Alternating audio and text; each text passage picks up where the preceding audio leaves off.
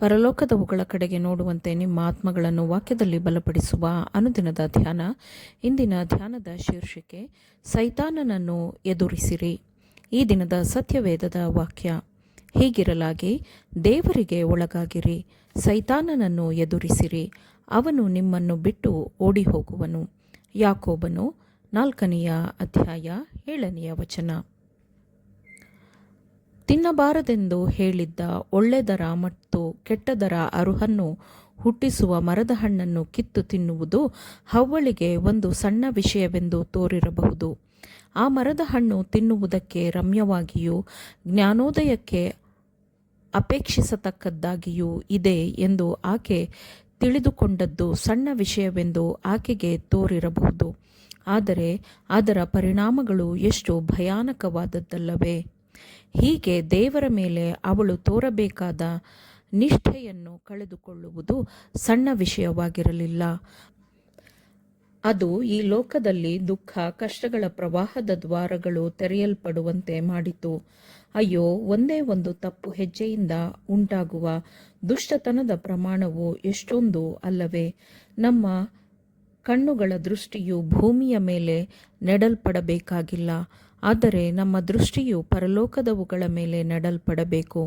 ಅಪಾಯಗಳು ಮತ್ತು ತೊಂದರೆಗಳ ಮೂಲಕ ನಾವು ಹಾದು ಹೋಗಬೇಕು. ಪ್ರತಿ ಹೆಜ್ಜೆಯಲ್ಲೂ ಪ್ರಗತಿ ಸಾಧಿಸಬೇಕು. ಪ್ರತಿ ಸಂಘರ್ಷದಲ್ಲಿಯೂ ಜಯವನ್ನು ಹೊಂದಬೇಕು. ಇನ್ನೂ ಎತ್ತರಕ್ಕೆ ಏರಬೇಕು. ಆತ್ಮವನ್ನು ಪರಲೋಕದ ಹತ್ತಿರಕ್ಕೆ ತೆಗೆದುಕೊಂಡು ಹೋಗುವಾಗ ಗಾಳಿಯು ಶುದ್ಧವಾಗಿರುತ್ತದೆ. ಆಗ ಭೂಮಿಯು ಯಾವುದೇ ಆಕರ್ಷಣೆಗಳನ್ನು ಹೊಂದಿರುವುದಿಲ್ಲ. ಪರಲೋಕದ ನೆಲವು ಸ್ಪಷ್ಟವಾದ ಸೌಂದರ್ಯದೊಂದಿಗೆ ತೆರೆಯಲ್ಪಡುತ್ತದೆ.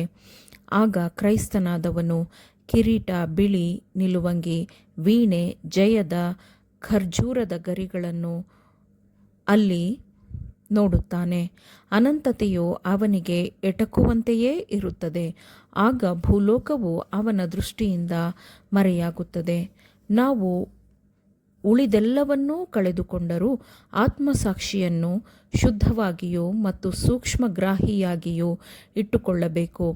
ದೇವರನ್ನು ಅವಮಾನಿಸುವ ಅಪಾಯವು ಕಡಿಮೆಯಿದೆ.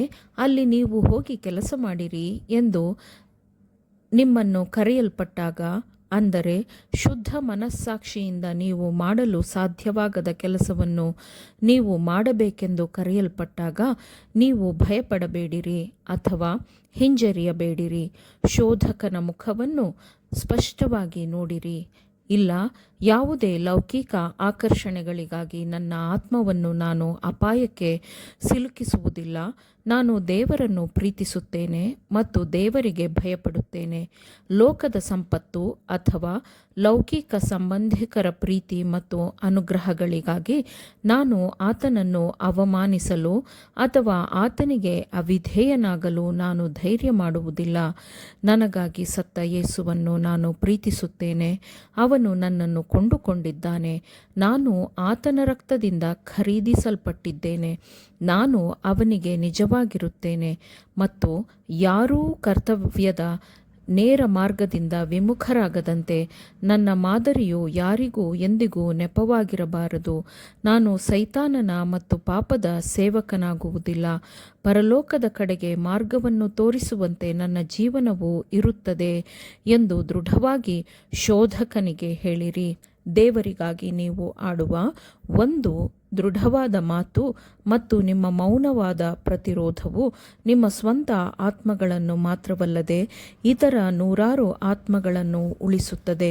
ಪ್ರತಿಯೊಂದು ಆತ್ಮವು ತನ್ನದೇ ಆದ ಅರ್ಹತೆಗಳ ಪ್ರಕಾರ ನಿಲ್ಲಬೇಕು, ಇಲ್ಲವೇ ಬಿದ್ದು ಹೋಗಬೇಕು ಎಂಬ ಸಮಯವು ಬಂದಿದೆ. ಕೆಲವು ನೀತಿವಂತ ಕೆಲಸಗಳು, ಕೆಲವು ಒಳ್ಳೆಯ ಉತ್ತೇಜನಗಳು ನಮ್ಮ ಒಳ್ಳೆಯ ಕೆಲಸಗಳ ಪುರಾವೆಗಳು ಎಂದು ನಿಮ್ಮ ಮನಸ್ಸಿಗೆ ನೀವು ಪ್ರಕಟಪಡಿಸಬಹುದು.